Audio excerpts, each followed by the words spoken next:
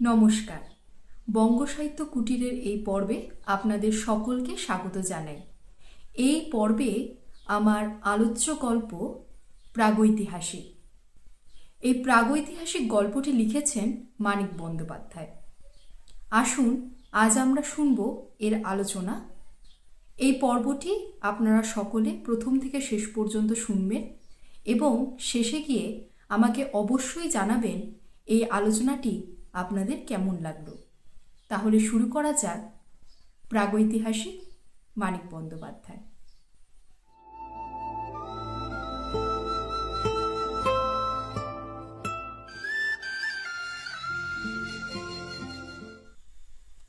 আজকের এই আলোচ্য গল্প প্রাগৈতিহাসিক মানিক বন্দ্যোপাধ্যায় 1937 সালে প্রকাশিত প্রাগৈতিহাসিক গল্পগ্রন্থে স্থান পায় এবং এটি সেই গল্পগ্রন্থের নাম গল্প। নাম গল্প অর্থাৎ গল্পের নাম এবং গল্পগ্রন্থটির নাম এক, তাই নাম গল্প হিসেবে এই প্রাগৈতিহাসিক গল্পটি বিবেচিত হয়। আসুন আলোচনা শুরু করি। এই প্রাগৈতিহাসিক গল্পে মানিক বন্দ্যোপাধ্যায় তুলে ধরেছেন এক এমন সমাজের কথা এবং সেই সমাজের এমন মানুষের কথা যারা সভ্য সমাজের নয়। আমরা যারা উৎপল দত্তের টিনের তলোয়ার পড়েছি তারা জানি লেখক সেই নাটকে বলেছেন ম্যাথরের মুখ দিয়ে যে তিনি কলকাতার নিচের তলার মানুষ। এই নিচের তলার মানুষ কারা?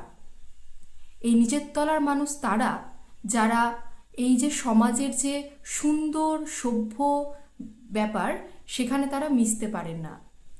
তারা অন্ধকারের, তারা এমন এক জায়গায় বসবাস করেন যেখানে আলো সহজে পৌঁছয় না।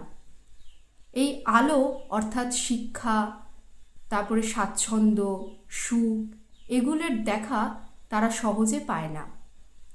আর এই আলোচ্য গল্পে অর্থাৎ প্রাগৈতিহাসিক গল্পে মানিক বন্দ্যোপাধ্যায় ঠিক সেই জায়গাটিকে এই গল্পের বিষয় করেছেন।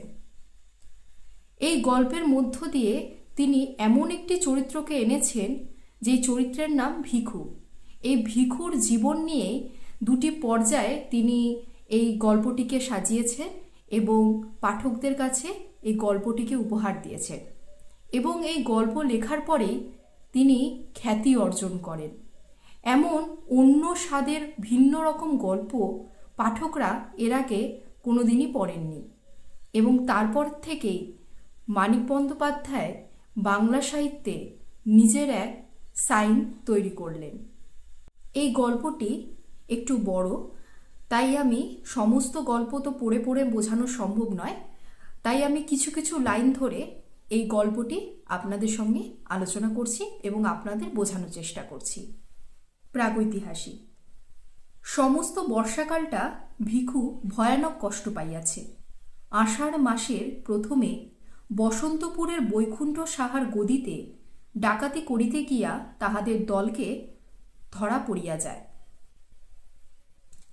তাহলে আমরা প্রথমেই জেনে গেলাম যে ভিখু একজন ডাকাত এবং বর্ষাকালে সে ভয়ানক কষ্ট পেয়েছে। সেই কষ্ট কি পেয়েছে সেটি আমরা গল্প যত এগোবে আমরা জানতে পারবো। এবং আষাঢ় মাসের প্রথমেই সে বৈকুণ্ঠ সাহার গদিতে ডাকাতি করতে যায় এবং সেখানে গিয়ে ধরা পড়ে এবং মোট 11 জন সেখানে ডাকাতি করতে যায়, কিন্তু একমাত্র ভিখু ধরা পড়লেও সে কেবল বর্ষার খোঁচা খেয়ে সেখান থেকে পালাতে পারে আর বাকিরা ধরা পড়ে যায়। তারপর সে মোটামুটি সারা রাত ধরে এদিক সেদিক লুকিয়ে বেলা যত মোটামুটি গোটা রাত্রি সে 9 ক্রোশ পথ হেঁটে পেল্লাদ বাগদির বাড়ি চিতলপুরে পৌঁছায়। এই পেল্লাদ বাগদি মনে হয় খুব সম্ভবত তার আত্মীয়, যে জানে যে ভিখু একজন ডাকাত, সে তাকে বিভিন্নভাবে আশ্রয় দেয়। এই সময়ও যে সে তখন পৌঁছয় তখনও সে পেল্লাদের কাছে আশ্রয় পাওয়ার জন্যই যায়, কিন্তু আমরা দেখতে পাই যে পেল্লাদ তাহাকে আশ্রয় দেয় না এবং যখন সে যেইখানে ভিখু কাঁধে যে বর্ষার খোঁচা খেয়েছে সেই অংশটি যখন পেল্লাদ দেখতে পায় তখন দেখে যে সেখানে সে ভালোই জখম হয়েছে এবং সেই জখমটি পেকে ঘা হয়ে যাবে এবং আরও বাজে অবস্থা হয়ে যাবে। তখন পেহ্লাদ বলে যে আমি তোমাকে কোনো মতে এখানে থাকতে দিতে পারবো না, তুমি অন্য কোথাও যাও। তো তখন স্বাভাবিকভাবে ভিখু একটা আশা নিয়ে এসেছিল যে আমাকে আশ্রয় দাও, কিন্তু সে যেহেতু পেহ্লাদ তাকে আশ্রয় দিল না, তো তখন স্বাভাবিকভাবে ভিখু পেহ্লাদের উপর ভীষণ রেগে যায় এবং সে এমনভাবেই বলে যে আমি তোমাকেই খুন করে ফেলবো, তুমি আমাকে আশ্রয় দিলে না। তো যাই হোক, তারপরে বন কাছেই ছিল, মাইল 5 উত্তরে। তো ভিখু সেই বনে গিয়ে আশ্রয় নিল। পেহ্লাদ নিজে বাঁশ কাটিয়া বনের একটা দুর্গম অংশে সিঞ্জুরি গাছের নিবিড় ছোপের মধ্যে তাহাকে একটা মাচা বাঁধিয়া দিল। তাহলে আমরা দেখতে পাচ্ছি পেহ্লাদ তো তাকে বাড়িতে থাকতে দিল না, কিন্তু সেই বনে গিয়ে পেহ্লাদ নিজেই তাকে একটা গাছের ওপরে, সেই গাছটির নাম সিঞ্জুরি গাছ, সেখানে গিয়ে তাকে একটা মাচা বেঁধে দিল যেন সেখানে ভিখু গা ঢাকা দিয়ে থাকতে পারে। তারপরে সেখানে তালপাতা দিয়ে আচ্ছাদন করে দিল। এখানে একটা বর্ণনা রয়েছে যে সেই মাচা বাঁধার, কিভাবে সে মাচাটা বেঁধেছিল। এবার এখানে বলছে যে এমন যে বর্ষার দুর্যোগ, এই সময় বাঘও সাহস করে না সেই বনে থাকার। সেখানে ভিখু যে সাহস করে সেই বনে রাত্রিবাস করার যে সিদ্ধান্ত নিয়েছে, তাও কিন্তু লেখক বুঝিয়েছেন গল্পে। তাই এবার স্বাভাবিকভাবে একটা থাকার জায়গা হলো, সে যেরকমই জায়গা হোক। তো এবার তার চিনতে হলো যে সে খাবে কি। তখন পেহ্লাদ বলল যে আমি তো চিরা গুড় তোমাকে দিলাম, তুমি 2 দিন এটা খাও, আমি 2 দিন পরে তোমার জন্য ভাত নিয়ে আসবো। এবার স্বাভাবিক, সে জখম হয়েছে, শরীরে তার বল নেই। তো এখন চিরা গুড় দিয়ে এরকম বর্ষা বাদলার দিনে আর কতদিন চলে? তো পেহ্লাদ তখন বললো আমি তোমাকে চিরা গুড় 2 দিনের জন্য তোমাকে চালাতেই হবে এই খাওয়াটা, আমি 2 দিন পরে তোমার জন্য ভাত নিয়ে আসবো। তারপরে কাঁধের ঘাটা লতাপাতা দিয়া বাঁধিয়া আবার আসিবার আশ্বাস দিয়া পেহ্লাদ চলিয়া গেল। তো স্বাভাবিকভাবে পেহ্লাদ যত তাড়াতাড়ি এই দায়িত্বটা থেকে রেহাই পাওয়া যায় তত তাড়াতাড়ি ভালো। কারণ আমরা জানি ভিখুকে যেহেতু ধরা পড়েছিল তাদের দল, তো স্বাভাবিকভাবেই তার খোঁজ চলছে সে কোথায় পালিয়ে গেল। তো সেই রাত্রে যখন পেহ্লাদ চলে গেল, সেই রাত্রে ভিখুর জ্বর এলো এবং পরদিন টের পাওয়া গেল পেহ্লাদের কথাই ঠিক, কাঁধের ঘা ভিখুর দুনিয়া উঠিয়াছে, ডান হাতটি ফুলিয়া ঢোল হইয়া গিয়াছে এবং হাতটি তাহার নাড়িবার সামর্থ্য নাই। অর্থাৎ একটা বর্ষার খোঁচা, আমরা জানি যে সেপটিক হয়ে যাওয়ার যে একটা ভয় থাকে, সেই জিনিসটি হয়েছে, ঘা পেকে গেছে এবং সে আর সকালবেলায়, রাত্রেবেলায় তো জ্বর, সকালবেলায় সেই জ্বর গায়ে ব্যথা নিয়ে সে আর নড়তে পারছে না, তার হাতের অবস্থা ভীষণ খারাপ হয়ে গেছে। এই যে বর্ষাকালে যে বনে বাঘ বাস করিতে চায় না, এমনই অবস্থায় সেই বনে জলে ভিজিয়া মশা উপকার উৎপাত সহিয়া দেহের কোনো না কোনো অংশ হইতে ঘণ্টার একটি করিয়া যোগ টানিয়া ছাড়াইয়া জ্বরে ও ঘায়ের ব্যথায় ধুকিতে ধুকিতে ভিখু 2 দিন 2 রাত্রি সংকীর্ণ মাচাটুকুর ওপর কাটিয়া দিল। তাহলে ভাবুন তো, এরকম একটি অবস্থা যে জঙ্গলে বাঘ যাওয়ার সাহস করে না, কারণ সেখানে বর্ষাকালে জোকের উপদ্রব, মশার উপদ্রব, এতটাই দেখাতে চেয়েছেন লেখক এই লেখাটির মাধ্যমে যে এতটা বিপদসংকুল জায়গা, সেখানে 2 দিন 2 রাত্রি সেই জ্বর গায়ে ভিখু কিন্তু সেখানে রাত্রিবাস করলো। তার মনের জোরটা কিন্তু এখানে আমাদের দেখতে হবে যে এরকম একটি জায়গায় সে কিভাবে 2 রাত্রিও কাটিয়ে ফেলতে পারলো, যেখানে সে ভাতও পায়নি, সে কেবল গুড় চিরা খেয়েই সেখানে দিন যাপন করছে। এরপরে আমরা কিছুটা এগিয়ে আসি। ওদের হতাশার জ্বালা ভিখুই অবিরত ভোগ করিতেছে সর্বাঙ্গে। এবার এই হতাশার জ্বালা কাদের? যারা ওই যে জোক, পিঁপড়ে, মশা, তারা তাদের কাছে এখন ভিখুই মনে হয় খাদ্য, এবং ভিখু যে তাদের তাড়িয়ে দিচ্ছে বারবার করে এবং তাদেরকে মারার চেষ্টা করছে, এগুলো তাদের মধ্যে হতাশা এনে দিচ্ছে যে ভিখু তাদের সহজে নিজেকে তাদের খাদ্য হতে দিচ্ছে না। তো সেই জন্যই কথাটা কত সুন্দর যে ওদের হতাশার জ্বালা ভিখুই অবিরত ভোগ করিতেছে সর্বাঙ্গে। যে একটি মশার কামড়কে কি সুন্দর মানিক বন্দ্যোপাধ্যায় তার লেখনীর মাধ্যমে এত সুন্দর করে ফুটিয়েছে। এরপর যেদিন পেল্লাদের তার কাছে আবার ফিরে আসার কথা ভাত নিয়ে, কিন্তু সেদিন পেল্লাদ এলো না। এবং সকালবেলায় যেই দিন, সেই সকালবেলায় তার যেটুকু জল তার সম্বল ছিল কলসিতে, সেই জলটুকু ফুরিয়ে গেল। এবং যেহেতু পেল্লাদ এলো না, তার কারণে সে কোনো রকমে পাশের যে ছোট নালা হোক জঙ্গলের, যেখান দিয়ে যেহেতু বর্ষা, তো স্বাভাবিকভাবেই চারিদিকে ছোট ছোট খাল নালায় জল ভরে রয়েছে, তো সে কোনো রকমে খুবই কষ্ট করে গিয়ে সেই নালার থেকে কলসি ভরে জল নিয়ে এলো। এবং সেই যে সে মাচার থেকে নামলো এবং সেইটুকু যে আবার জল ভরে যে ফিরে এলো, এটুকু করতে তার যেন জীবন মানে বেরিয়ে যায় এরকম অবস্থা। কারণ সে তার ডান হাত একদমই নাড়াতে পারছে না, এবং তার সঙ্গে যে তার সর্বাঙ্গে রক্ত শুষে শুষে একদম মানে ঢোল হয়ে গিয়েছে, এবং সাথে পিঁপড়ের কামড়। তো সব মিলিয়ে তার অবস্থা ভীষণই বেদনাদায়ক। এবং দেখা যাচ্ছে যে সে মাচার যখন রাত্রেবেলা শুয়ে থাকে, তার যে গায়ের যে একটা রক্তের গন্ধ, সেই রক্তের গন্ধের জন্য কিন্তু নিচ দিয়ে শিয়ালরা ঘুরে বেড়ায় মাচার নিচ দিয়ে, যে একবার যদি সে মাচা থেকে পড়ে যায় তো শিয়ালরা তাকে ছিঁড়ে খাবে। এরকম একটি অবস্থায় সে কোনো রকমে পেল্লাদের আসার জন্য অপেক্ষা করতে থাকলো। কিন্তু পেল্লাদ এলো না। পেল্লাদ তার কুটুমবাড়ির একটি বিবাহের জন্যে অনুষ্ঠানে সে যোগদান করেছে, এবং পেল্লাদ প্রায় ভুলেই গেছে যে সে ভিকুকে সেই অবস্থায় রেখে গিয়েছে এবং তার ভাত নিয়ে যাওয়ার কথা। তো কিছুদিন পরে পেল্লাদ যখন ফিরে এলো এবং এসে দেখলো ভিকুর সেই অবস্থা, পেল্লাদ সাথে করে একটু ভাত আর একটু পুঁই চচ্চড়ির সাথে নিয়ে গিয়েছিল। এবং যখন দেখলো যে ভিকুর এতটাই খারাপ অবস্থা, তখন পেল্লাদ তার বাড়ি ফিরে এসে একটি বাঁশের একটি ছোট মই এবং তার বোনাই ভরতকে সঙ্গে নিয়ে, হয়তো বোনের ছেলে, ভরতকে সঙ্গে নিয়ে সে ভিকুকে ওই মইয়ের মধ্যে শুইয়ে বাড়ি মানে পেল্লাদের বাড়িতে নিয়ে এলো, এবং ঘরের মাচার উপর খড় বিছাইয়া শয্যা রচনা করে সেখানে তাকে শুইয়ে দিল।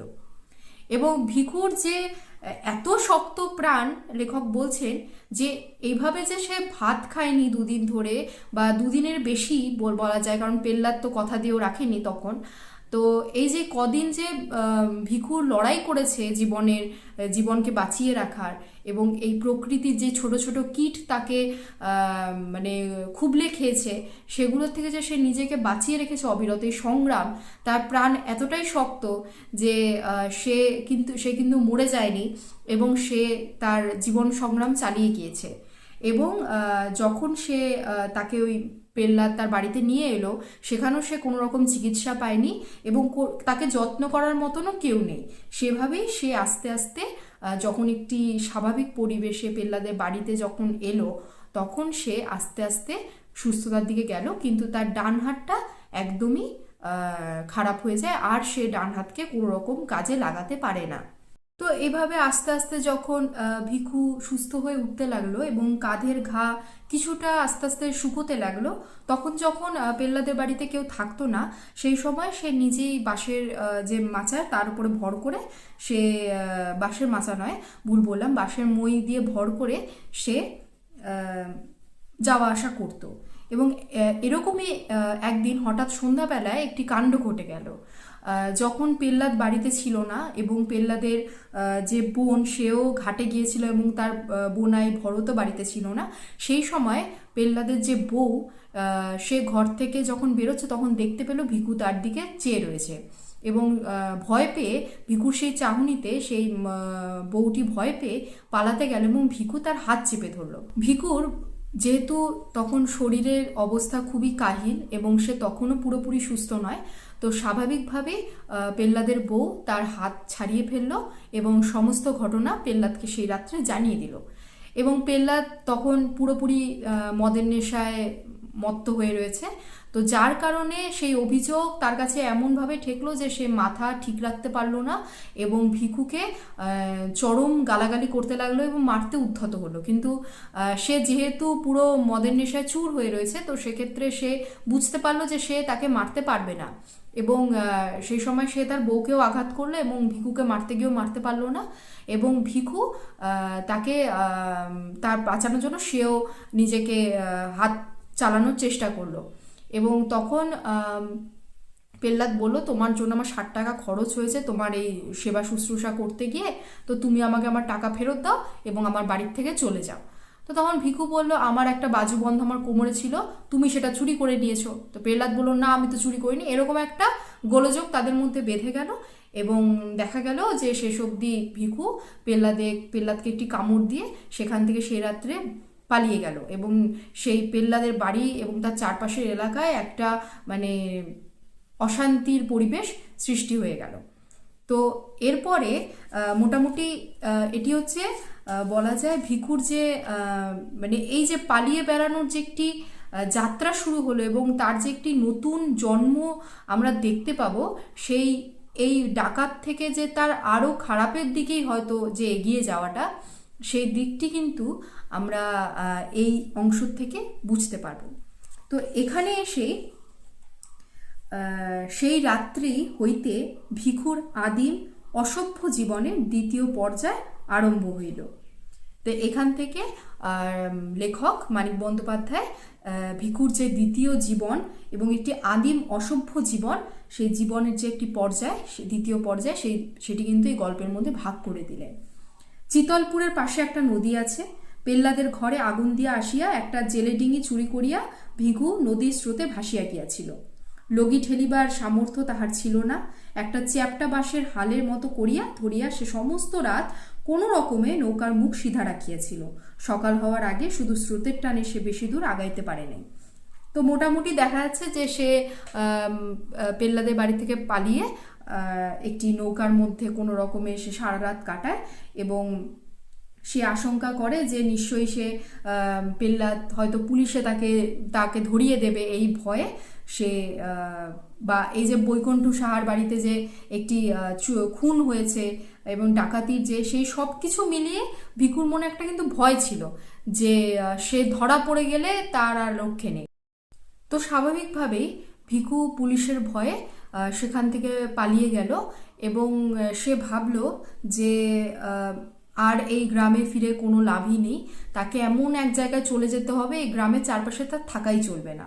তো সে আর তার মধ্যে সে এমনভাবেই মরিয়া হয়ে উঠেছে যে সে যেহেতু সন্ধ্যাবেলা এরকম ঘটনা ঘটেছে, সেই সময় থেকে সে আর কিছু খায়নি, তারপরে দুজন বড় জোয়ান সমর্থ লোকের কাছে সে মারও খেয়েছে। তো সব মিলিয়ে সে মানে ভীষণভাবে ভেতরে রাগান্বিত এবং শেষে সে যখন মোটামুটি ভোর হলো, সে মহাকুমা শহরের ঘাটের সামনে পৌঁছে তার নৌকা লাগিয়ে দিল এবং নৌকা থেকে নেমে নদীর জলে সে তার যে গায়ের রক্তের দাগ সেগুলো সব ধুয়ে ফেললো এবং সেখানে গিয়ে যখন মানে সে পৌঁছলো তখন সে মানে খিদে তার প্রাণ চলে যাচ্ছে এমন অবস্থা। তো সে যখন ঘাটে উঠলো সেখানে দেখলো যে তার মনে হলো যে আমি এখান থেকে কিছু কিনে খাই, মুড়ি বা কিছু হোক কিনে খাই, কিন্তু তার কাছে 1 পয়সাও নেই। এবং ঘাটে দেখলেন একজন ভদ্রলোক বাজার করতে এসেছেন, তার কাছে গিয়ে সে ভিখু হাত পেতে বলল যে বাবু কিছু ভিক্ষা দেন। তখন সেই ভদ্রলোকটি তার দিকে তাকিয়ে তাকে একটি পয়সা দিল। তখন ভিখু বলল যে শুধু 1 পয়সা দিলেন? তখন ভদ্রলোকটি বেশ মানে রাগান্বিত হয়ে বলল যে আমি তো তোকে আর কত দিব, এরকম একটি মানে যাই হোক তাকে একটু গালমন্দ করলো। তো সেই সময় ভিখুরও ভীষণ রাগ হলো এবং ভিখুও তখন সে নিজে ডাকাতি করে সে খায়, সেখানে তাকে ভিক্ষা চাইতে হচ্ছে, সেটিও তার কাছে একটি আত্মসম্মানের বিষয়। এবং সেই মুহূর্তে সে বুঝতে পারলো যে এখন যদি আমি রাগ দেখাই বা হই তাহলে সেটি তারই বিপদের সম্ভাবনা রয়েছে। তো সেক্ষেত্রে সে চুপ করে গেল এবং পাশের একটি দোকান থেকে মুড়ি কিনে খেতে শুরু করলো। এবং এই যে সে প্রথম ভিক্ষে নিল সে ভদ্রলোকটির কাছ থেকে, সেখানেই লেখক বলছেন সেই হইল তাহার ভিক্ষা করিবার হাতে খড়ি। কয়েকদিনের ভিতরেই সে পৃথিবীর বহু পুরাতন ব্যবসাটির এই প্রকাশ্যতম বিভাগে আইন কানুন সব শিখিয়া ফেলিল।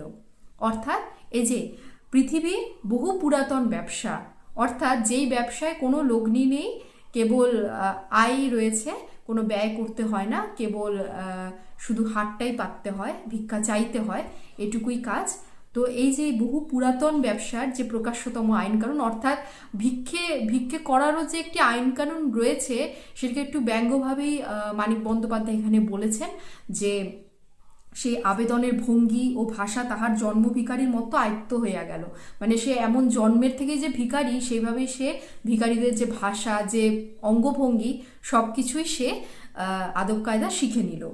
এবং সে কোনোভাবেই আর চুল কাটে না, চুলের জটের সৃষ্টি করলো। তারপরে সেই মানে তাকে দেখে যাতে একদম মনে হয় যে সে একদম জন্ম থেকেই সে রাস্তায় পড়ে রয়েছে এবং সেখানেই ভিক্ষে করে সে খায়। তো এভাবেই সে ভিক্ষে করা শুরু করলো। এবং শুকনো হাতখানা তাহার ব্যবসার সবচেয়ে জোরালো বিজ্ঞাপন, এই অঙ্গটি ঢাকিয়া রাখিলে তাহার চলে না। আমরা দেখেছি যে যারা ভিক্ষা করেন তারা হয়তো কোনোভাবে না কোনোভাবে তাদের পঙ্গুত্ব থাকে। মানুষ তো নিজের ইচ্ছায় করে না, কিন্তু কিছু কিছু সমাজের এরকম মানুষ রয়েছে যারা তাদের এই দেহের কোনো একটি অংশ যদি বিকৃত থাকে বা তার মধ্যে পঙ্গুত্ব থাকে, সে সেটিকেই দেখিয়ে ভিক্ষাবৃত্তি করে। তো এটি খুবই সাধারণ বিষয়। তো সেরকমই ভিখু ভেবেছিল, ভিখুর যেহেতু এখন আয়ের আর মানে কোনোভাবেই সম্ভব নয় কোনো কাজ করে সে কিছু রোজগার করবে, হয়তো করতে পারতো, কিন্তু সে সেটাই মেনে নিয়েছে যে আমার পক্ষে আর কোনোভাবেই কোনো কাজ করা সম্ভব নয়। আমার হাতটি যেহেতু বিকৃত হয়ে গিয়েছে, তো আমি হাতটিকে দেখিয়েই আমি এই ভিক্ষা করব। আর মানুষ যখন এরকম কিছু দেখে অন্য একটি মানুষের মধ্যে যে তার হাত নেই বা পা নেই, স্বাভাবিকভাবেই মানুষ আবেগপ্রবণ হয়ে পড়ে এবং সাহায্য দেয়। তো সেটি সেই মনস্তাত্ত্বিক দিকটিকেই কিন্তু ভিক্ষু টার্গেট করেছে এবং ভিক্ষু সেটিকেই অস্ত্র করে ভিক্ষু ভিক্ষাবৃত্তি শুরু করেছে। তো এরপরে সকাল সন্ধ্যা পর্যন্ত বাজারের কাছে রাস্তার ধারে একটা তেঁতুল গাছের নিচে বসিয়া সে ভিক্ষে করে। সকালে 1 পয়সার মুড়ি খাইয়া নেয়, দুপুরে বাজারে খানিক তফাতে একটা পোড়ো বাগানের মধ্যে ঢুকিয়া বট গাছের নিচে ইটের উনুনে মেঝে হাঁড়িতে ভাত রান্না করে, মাটির মালসায় কোনোদিন রাঁধে, ছোট মাছ কোনোদিন তরকারি। অর্থাৎ আমরা দেখতে পাচ্ছি যে একটি অনেকটি সময় ধরে যখন প্রথম সে সেই মহকুমা শহরে নদীর ঘাটে আসে এবং তারপরের থেকে তার জীবন যে পরিবর্তন হয় এবং সে যে একটি ভিখারিতে পরিণত হয়, তার একটি জীবনযাত্রা লেখক এখানে ব্যাখ্যা করেছেন। তো এবং প্রাচীন বুলির মতন সে ভিক্ষায়াং নৈব নৈব চ শ্লোকটা আসলে অসত্য। সারাদিনে ভিক্ষুর সামনে দিয়ে 1000-1500 লোক যাতায়াত করে এবং গড়ে প্রতি 50 জনের মধ্যে একজন তাহাকে পয়সা অথবা আধলা দেয়। আধলার সংখ্যা বেশি হইলে সারাদিন ভিক্ষুর 5-6 আনা রোজগার হয়, কিন্তু সাধারণ তাহার উপার্জন 8 আনার কাছাকাছি থাকে। অর্থাৎ এখানে একটি বললামই যে এখানে আমাদের মানিক বন্দ্যোপাধ্যায় এখানে একটি ভিক্ষুর যে ভিক্ষাবৃত্তি এবং তার জীবনযাত্রা সম্পর্কে, সে কিভাবে জীবন কাটাচ্ছে, দিন যাপন করছে, তার একটি বর্ণনা দিয়েছে। এই ভিক্ষাবৃত্তি করতে করতে যে দিন যাপনে সে অভ্যস্ত হয়ে পড়ে, তো সেই সময় আস্তে আস্তে ভিখু তার শরীরের যে বল তা ফিরে পায়, কারণ মোটামুটি সে যা ভিক্ষা করে আয় করতো তাতে তার দিন যাপন হয়ে যেত এবং সে বেশ ভালোভাবেই জীবন কাটাচ্ছিল। এবং যখন সে মোটামুটি সুস্থ হয়ে যায় এবং ভিক্ষা করতে করতে সে বলে না প্রফেশনাল ভিখারি সেই পর্যায়ে চলে আসে, তো তখন তার আস্তে আস্তে যে নারী আসক্তি তা শুরু হয় এবং সে মনে করে যে তার একটি সঙ্গী হলে খুব ভালো হয়। কারণ এই যে এতদিন ধরে একটি নিঃসঙ্গ জীবন, কোনো মানুষ তার সঙ্গে নেই, তার পরিবার নেই, কোনো প্রিয়জন সাথে নেই, তো এই যে একাকিত্ব, সেই একাকিত্ব কিন্তু ভিখুকে ভীষণভাবে নাড়া দেয়। এবং এরপরে নারী সঙ্গহীন এই নিরুৎসব জীবন আর তাহার ভালো লাগে না। অতীতের উত্তম ঘটনাবহুল জীবনটির জন্য তাহার মন হাহাকার করে। তো এখান থেকে লেখক তার যে ডাকাতি জীবনের যে বিভিন্ন গল্প, যে বিভিন্ন রকম সে ডাকাতি করার সময় যেসব ঘটনার সাক্ষী সে থেকেছে বা তার হাত দিয়ে যেসব ঘটনা ঘটেছে, তার একটি পুঙ্খানুপুঙ্খ ব্যাখ্যা তিনি এখানে দিয়েছেন, তা আমি আর পড়ছি না। তো এই সব চিন্তা ভাবনা করতে করতে তার মধ্যে একটি নারী আসক্তি ভাব জেগে ওঠে এবং সে চায় কোনো একটি নারীর সঙ্গ, এবং সেই ভাবনাতেই সে রাত্রি যাপন করে, দিন যাপন করে। এবং এই সময় থেকে দেখা যায় যে একজন ভিখারিনীর কথা লেখক তুলে ধরছেন। বাজারে ঢুকিবার মুখে একটি ভিখারিনী ভিক্ষা করিতে বসে। বয়স তাহার বেশি নয়, দেহের বাঁধুনিও বেশ আছে, কিন্তু একটা পায়ে হাঁটুর নিচে হইতে পায়ের পাতা পর্যন্ত তাহার থকথকে তৈলাক্ত ঘা। অর্থাৎ এই যে ভিখারিনী, সেই ভিখারিনীর বয়স বেশি না, অর্থাৎ আমরা ধরে নিতে পারি সে যৌবনা একটি মহিলা। তার যে শরীরে বিকৃতি, সেই বিকৃতিটি তার পায়ে, সেখানে তার হাঁটুর নিচ থেকে তার পায়ের পাতা পর্যন্ত একটি থকথকে তৈলাক্ত ঘা, অর্থাৎ তার হাঁটু থেকে পা পর্যন্ত ঘায়ে সম্পূর্ণ। ওটি দেখে সে ভিক্ষাবৃত্তি করে। যেমন আমরা জানলাম যে ভিখু তার যে হাতের যে ঘাটি, যার কারণে সে তার হাতটিকে হারিয়েছে, সেই হাতটি দেখিয়ে যেমন সে ভিক্ষা করে, তেমনভাবে সেই ভিখারিনী তার পা দেখিয়ে ভিক্ষা করে। এই ঘায়ের ছোড়ে সে ভিকুর চেয়ে বেশি রোজগার করে, সেজন্য ঘাটিতে সে বিশেষ যত্নে সারিতে দেয় না। অর্থাৎ এখানে দেখুন যে এই যে নিচের তলার মানুষ, এই যে মানুষ যাদের মানে যারা সভ্য সমাজের নয় এবং যারা নিচ সমাজে, যাদের জীবনযাপনের মানে ভাবধারা আমাদের, যারা আমরা সাধারণ সমাজের মধ্যবিত্ত বা উচ্চবিত্ত যাই বলি না কেন, এই যে এটি ঠিক নিম্নবিত্তেও বলা যায় না, মানে নিম্নবিত্তের নিচেও যারা রয়েছে, একদম ভিখারি সমাজ বা যেই সমাজ মানে আলোর সমাজ নয়, সেই সমাজের মানুষের কথা। এবং তাদের যে এই যে ভিক্ষাবৃত্তি বা যে কোনো কাজ বলুন, সেই কাজটি করার জন্য তার যেটুকু সুবিধা রাখা দরকার, যে এখানে মানিক বন্দ্যোপাধ্যায় বলছেন যে সেই ভিখারিনী তার পায়ের যেই ঘা, সেই ঘা সে এমন যত্ন করে যাতে যে সেই ঘা না সারে। আমরা কি চাই? যাতে আমাদের একটি হাত কেটে গেলে যেন তাড়াতাড়ি, যত তাড়াতাড়ি সেরে যায় তত তাড়াতাড়ি ভালো, কিন্তু সে চায় যেন এই ঘাটি না সারে, তাহলেই তার রোজগার বন্ধ হয়ে যাবে। আর এই ঘায়ের জন্য এই ঘাটি এতটাই বিভৎস, যার কারণে সেই ভিখারিনী ভিখুর থেকে অনেক বেশি রোজগার করে, এবং সেই কারণে কিন্তু ভিখু একটু মনোকষ্টও পায় বা একটা হিংসা তার মধ্যে হয়, সেটি ভিখু বুঝতে পারে। এবং সেই ঘায়ের জন্যই বিশেষ করে ভিখু যেমন একটু হিংসে হয়, তেমনই কিন্তু তার প্রতি আকৃষ্ট হয়, যে এই ভিখারিনীকে যদি আমি আমার কাছে রাখতে পারি, তাহলে ওর ভিক্ষে আর আমার ভিক্ষে মিলে আমাদের একটি সুন্দর সংসার হবে, এবং আমরা বেশ, যে ওর নারী সঙ্গটাও চাই সেটিও সে পাবে, এবং একটি সুন্দরভাবে তারা দুজনের রোজগারে ভালোভাবে চলতে পারবে। তো এরকম একটি মনোবাসনা নিয়ে ভিখু তার কাছে যায় এবং তাকে বলে যে তার সাথে যেন সে ভিখারিনী এসে থাকে। তো তারপরে আমরা দেখছি যে ভিখারিনী কিন্তু তাকে না করে দেয়। ভিখারিনীটি বলে যে আমি কিন্তু অত সহজে ভুলবার মেয়ে নই, কারণ আমি জানি যে এই ঘা যেদিনই শুকিয়ে যাবে, আর ভিখু যখনই তাকে দেখবে যে তার সমস্ত আয় ভিখারিনীর আয়ের থেকে বেশি হয়ে যাচ্ছে, তখন হতেই পারে যে সে ভিখারিনীকে ছেড়ে দেবে। তো সেই ভাবনা ভেবেই ভিখারিনী বলে, আমি যদি তোমার সাথে যাই আর তুমি যখন আমাকে স্বপ্ন দেখাচ্ছ যে তোমার সাথে গেলে আমি পায়ের ওপর পা তুলে বসে থাকবো, আমার এই ঘা সেরে যাবে, তো তারপরে তুমি যদি আমাকে হঠাৎ করে তোমার জীবন থেকে বের করে দাও, আমাকে তাড়িয়ে দাও, তখন আমার কি হবে? তখন আমি কি করব? তখন তো আমি এই ঘাটিও আর ফেরত পাবো না, তখন আমার কি হবে? তো এভাবেই একটি বচসা তাদের মধ্যে হয়।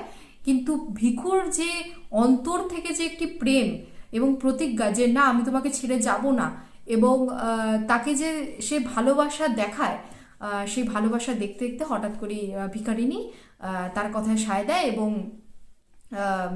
ভিখু তাকে বলে ঠিক আছে, তুমি তোমার ঘা নিয়েই থাকবে, আমি তোমার ঘায়ে কোনো রকম ওষুধ লাগাবো না, তোমাকে এই ঘা ঠিক করতেও বলবো না, কিন্তু তুমি আমার সাথে থাকো।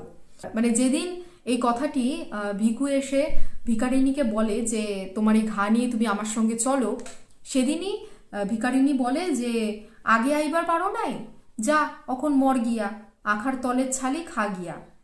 তখন ভিখু বলে কেন?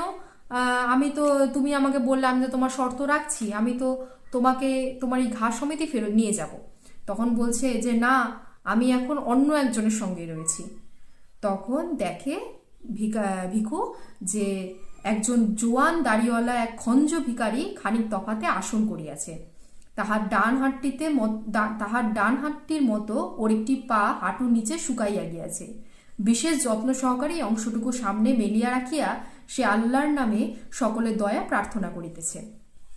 অর্থাৎ এখানে আরেকজন বলা যায় ভিখুর একজন প্রতিদ্বন্দ্বী আরেক ভিখারি এলো, প্রতিদ্বন্দ্বী কোন অর্থে, সেটি কিন্তু ভিক্ষার অর্থে নয়, সেটি হয়ে গেল এখানে সেই ভিখারিনীর প্রতি মানে দুজন প্রতিদ্বন্দ্বী তৈরি হয়ে গেল। ভিখু চাইছিল নারী সঙ্গ। এখন সভ্য সমাজের বা সাধারণ কোনো মেয়ে তার কাছে সহজে আসবে না, এলে এরকম ভিখারি যারা মেয়ে মানুষ রয়েছে তারাই তার কাছে আসবে, এবং সেটি ভিখু জানতো।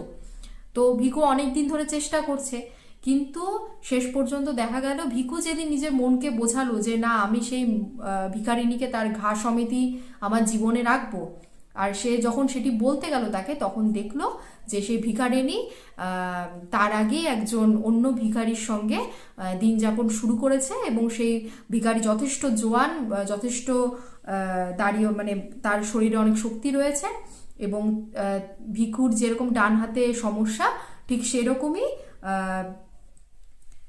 তার সেই ভিখারির একটি পা সেভাবে শুকিয়ে গিয়েছে, এবং সে সেই পাটিকে দেখিয়েই ভিক্ষা করে। এবং পাশে পড়িয়া আছে কাঠের একটা কৃত্রিম হ্রস্বপা, এবং সেই পায়ে হাঁটার জন্য একটি কৃত্রিম হ্রস্বপা সে পেয়েছে, হয়তো কোনো কারো কাছ থেকে সে সাহায্য হিসেবে সেই কাঠের পাটি পেয়েছে। তো মোট কথা ভিখারিনী তাকে আবারও না করে দেয়, এবং সে জানিয়ে দেয় সে এখন অন্য একজন ভিখারির সঙ্গে রয়েছে। স্বাভাবিকভাবেই ভিখু এতদিন ধরে যেই আশায় ছিল সে ভিখারিনীকে নিজের কাছে পাওয়ার, তো সেটি যখন হয় না, তখন ভিখু অন্যভাবে চেষ্টা করা শুরু করে। তো ভিখু তাকে আবার ভিখারিনীকে বোঝানোর চেষ্টা করে যে তুই ওকে ছেড়ে দে, তুই আমার কাছে চলে আয়। কিন্তু এই জিনিসটিও দেখার কিন্তু যে তারা কিন্তু তাদেরকে তুই তুই করে কথা বলে। আমরা দেখেছি এই নিচু স্তরের মানুষের মধ্যে যে একটি তুই তোকানি ব্যাপার, সেটি কিন্তু রয়েছে, এবং গল্পের মধ্যে দিয়েও পুরো গল্পটি আমরা যখন থেকে প্রথম থেকে শুরু করছি পড়া, আমরা দেখছি এই তুই তোকারি যে ভালো সম্ভাষণ সেটি কিন্তু নেই এখানে, কিন্তু পুরোপুরি তুই তোকারি চলছে।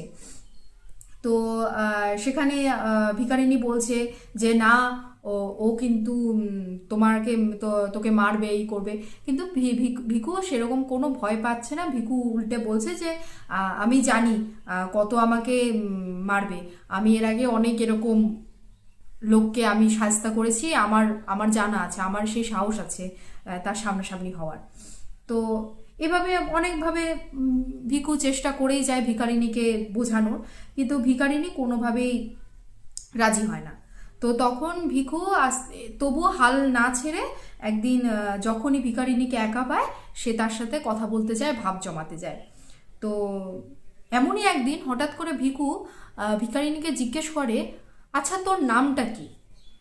তো এতক্ষণ আমরা দেখলাম যে এখানে লেখক কিন্তু ভিখারিনী ভিখারিনী বলেই চলেছে, তার মানে বোঝা যায় যে তাদের সম্পর্ক কেবলমাত্র এখনো সেই শারীরিক চাহিদার মধ্যে কিন্তু আবদ্ধ, যার কারণে ভিখুর বা ভিখারিনী দুজনের এতদিন মনেই হয়নি যে নাম আদান প্রদান বা নাম জানার বিষয়টি।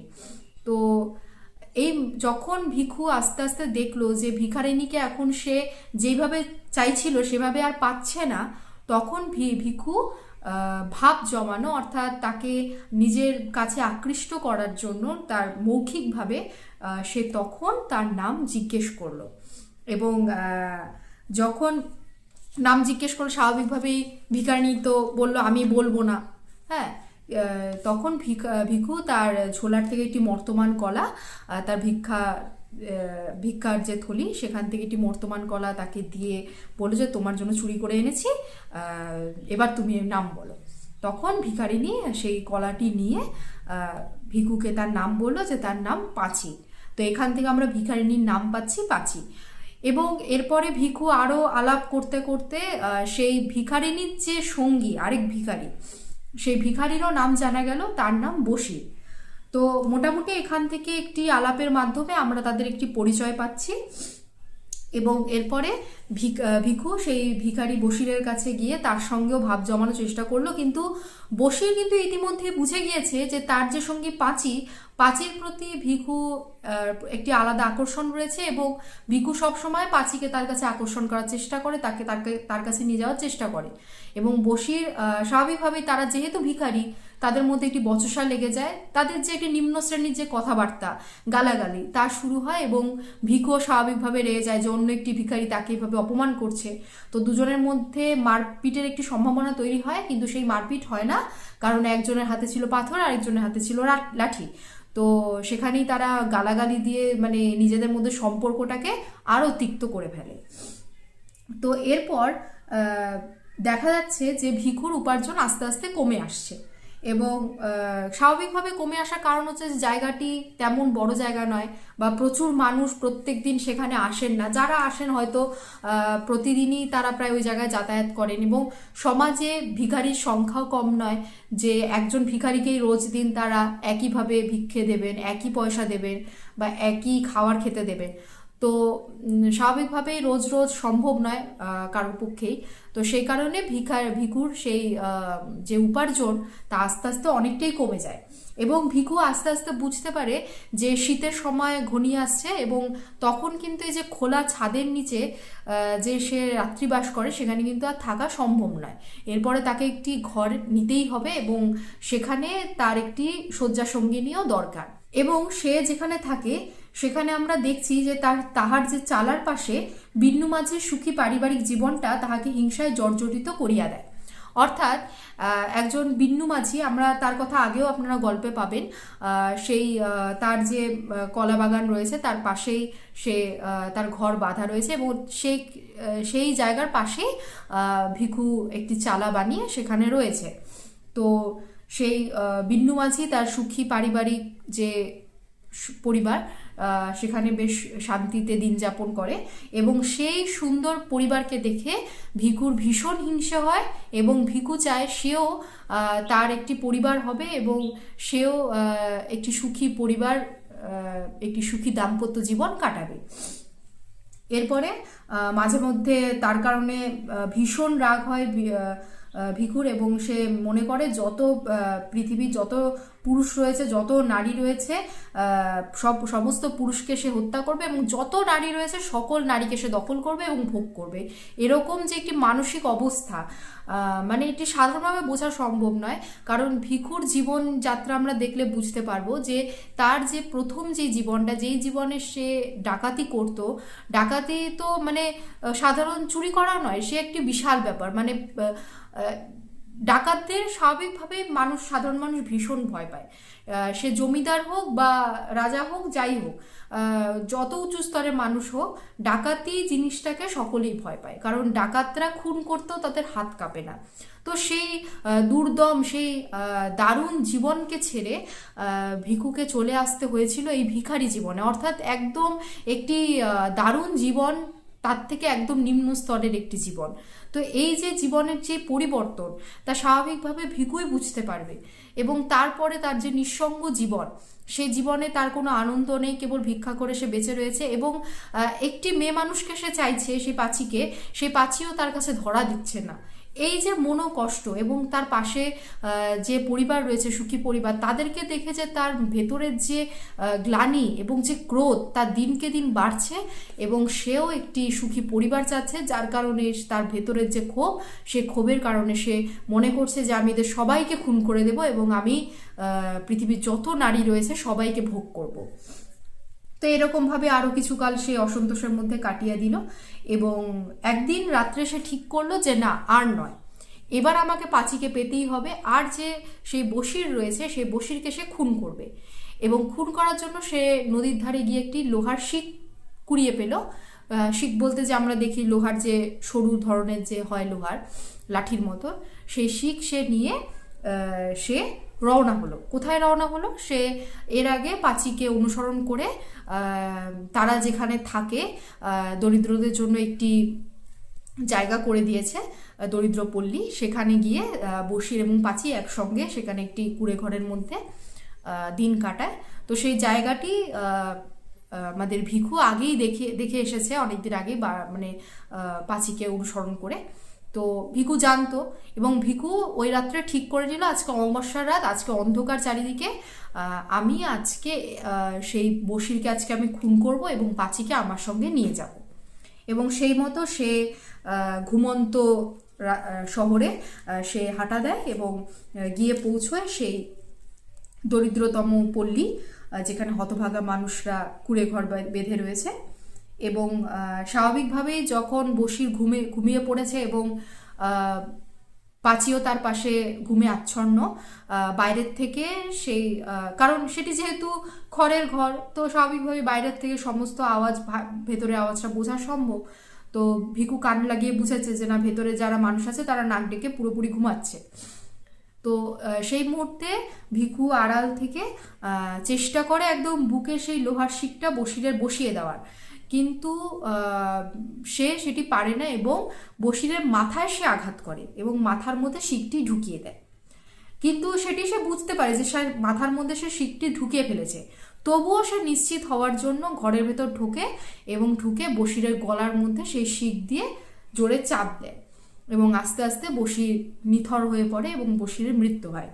এবং সেই যে যখন এরকম চলছে সেই মুহূর্তে পাঁচির ঘুম ভেঙে যায় এবং পাঁচি উঠে চিৎকার করতে যায় এবং সেই মুহূর্তে ভিখু তাকে চুপ করিয়ে দেয় যে একটা চিৎকার করতে না, তাহলে তাকেও সে মেরে দেবে।